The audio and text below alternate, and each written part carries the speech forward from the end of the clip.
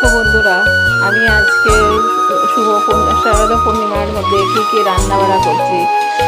আজকে কি রান্না করব, পনির দিয়ে আলু দিয়ে পাঁপড়টা ভেজে তারপরে কি করলাম দেখুন।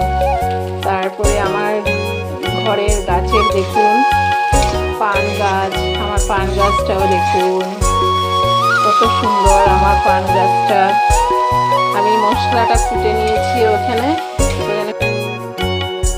দেখো বন্ধুরা, আমার পান গাছগুলো দেখতে পাচ্ছ।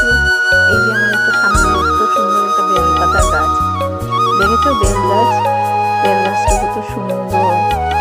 আর আলু পনির পাঁপড় ভাজা দিয়ে সবজিটা বানাবো। আর গাছের পান লক্ষ্মী ঠাকুরকে দেবো, গাছের সুপারি দেবো, আর গাছের বেল পাতাও দেবো।